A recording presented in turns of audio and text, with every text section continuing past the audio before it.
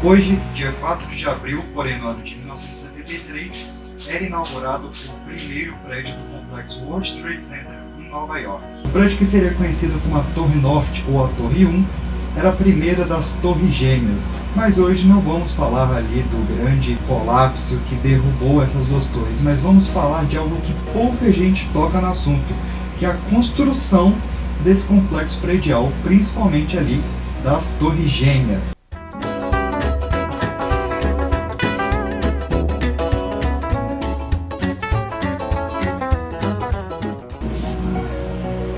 A construção seria um grande marco para a história da engenharia no mundo. Durante a sua construção ali, desde 1966 a 1973, o complexo predial do World Trade Center marcaria o início da tecnologia de prédios tubulares. Ou seja, nós pegamos vigas e colunas metálicas, vamos construindo elas juntinhas, uma a uma, criando uma parede externa, e essa parede externa é ligada a um tubo interno de concreto, também metálicas, feitas pelo aço A36. Isso dava uma resistência gigantesca para o prédio ali, tanto para a Torre Norte quanto para a Torre Sul, porque era necessário, não prevendo um possível ataque de avião ou algo do tipo, mas por estarem muito próximas do rio Hudson, ali na Baía de Manhattan, e ser uma área de incidência de furacões, né, apesar de ter cerca de 2% de chance de ter furacão, mas é alguma chance, eles estavam sendo construídos para resistir a 320 km por hora de vento.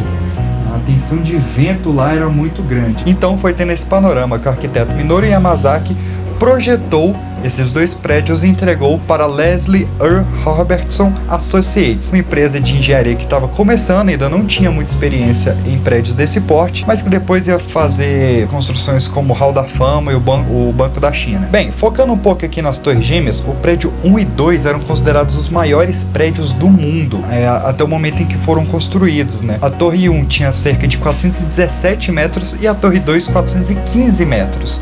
Porém, se a gente contar com a antena, essa altura sobe para 526 metros de altura. Claro, no caso da Torre Norte, né? A Torre Sul, ao invés de antena, ela tinha um contrapeso de água também para resistir a essa incidência de fortes ventos no local e não causar um desconforto para os habitantes do prédio. Apesar da construção só ter começado no dia 6 de agosto de 66, a ideia vinha desde 1959 por ideia de dois irmãos, Nelson Rockefeller, o governador da cidade de Nova York, e David Rockefeller, que era o presidente do banco da cidade. Os dois irmãos Rockefeller eram totalmente contra o centro de lojas de aparelhos tecnológicos que eles achavam totalmente sórdidos ali nos anos 60. Queriam revitalizar aquilo que era o cartão postal da grande cidade do mundo. Com isso, começou o projeto do complexo World Trade Center, que até o final de sua vida teria 7 prédios em seu complexo. Além das torres 1 e 2, a gente tinha o Marriott Hotel, que era conhecido como a Torre 3, né, um hotel ali de 22 andares e de classificação de 4 diamantes. Nós tínhamos a Torre 4, que funcionava ali como um shopping do complexo. A Torre 5, que era um edifício em L de cerca de 11 mil metros quadrados. A Torre 6, que era o menorzinho ali com cerca de 28 metros de altura e compreendia agências como a American Airlines e até a FedEx. E claro, a polêmica Torre 7, né, que era a Conedson, a empresa ali de subestação de energia da cidade de Nova York, que inclusive merecia um vídeo só para ela também, tanto para sua construção quanto para sua queda, que é algo bem ímpar na história da engenharia mundial. Só que para a construção das Torres Gêmeas tínhamos um grande problema. Por elas estarem muito próximas ali do rio Hudson, a incidência de água subterrânea e a grande quantidade de lençóis freáticos tornavam a fundação o grande empecilho para a empresa de Leslie Robertson. Foi então que ele terceirizou o engenheiro John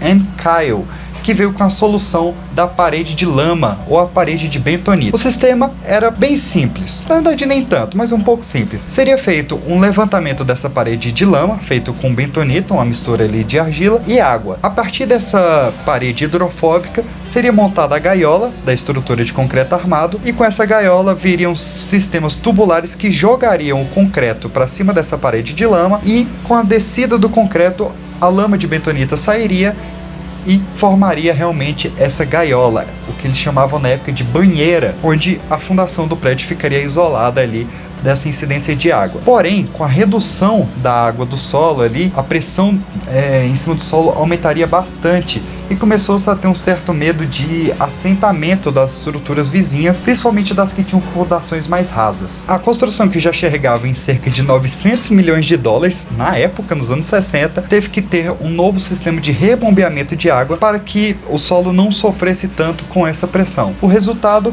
foram 2 prédios que marcaram realmente o cartão postal de Nova York e duraram ali até serem derrubados em seu incidente. Mas enquanto viveram, foram considerados realmente perfeitos, apesar de algumas falhas nos sistemas de segurança e de evacuação. O sistema estrutural externo foram utilizadas um ideal francês chamado de placas de spandrel, onde esse sistema já pré-moldado, instalado em loco, como podem ver aqui atrás, compreendiam cerca de 2 andares inteiros, mais meio andar para cima e meio andar para baixo dessa estrutura metálica já feita, já vinda de fábrica.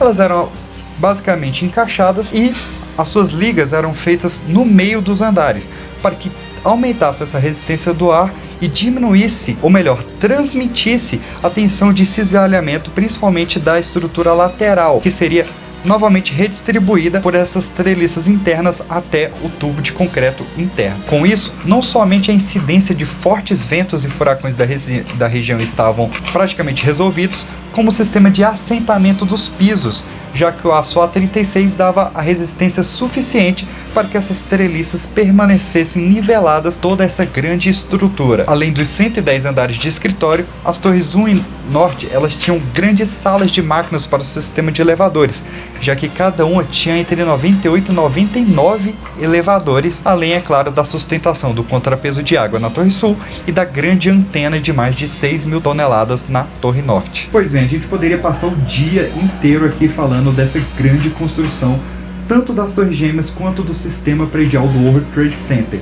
Mas, para que o vídeo não se alongue muito, eu estou deixando aqui na descrição o meu livro sobre a construção e a queda das torres gêmeas, o WTC, a história e a engenharia na sombra das torres gêmeas. Vocês podem tanto baixá-lo gratuitamente em PDF e ter todos esses dados com gráficos, com figuras, com toda a parte realmente de engenharia e de história das torres gêmeas, Esse livro serviu como meu trabalho de conclusão de curso, ou vocês podem comprar ele aí na sua versão física, seja em capa brochura ou em capa dura também. Agora em setembro a gente volta aqui para falar da engenharia do desastre, o porquê que essas torres que pareciam perfeitas caíram com o impacto do avião, apesar delas serem feitas para resistir esse tal impacto. Nós vamos fazer um grande especial aí no aniversário de 19 anos dessa grande tragédia, explicando realmente essa parte de engenharia. Mas se você quiser ver mais sobre essas grande engenharia do caos, a gente vai fazer vídeos aí sobre o Titanic, sobre Brasília, sobre vários outros assuntos. É só você curtir esse vídeo, você compartilhar com todos os seus amigos e você comentar aqui embaixo o que você quer que a gente traga aqui, que a gente estude e traga para vocês toda a parte de engenharia e de história dos maiores edifícios ou construções do mundo. Valeu, galera, um forte abraço e a gente se vê por aí. Tchau.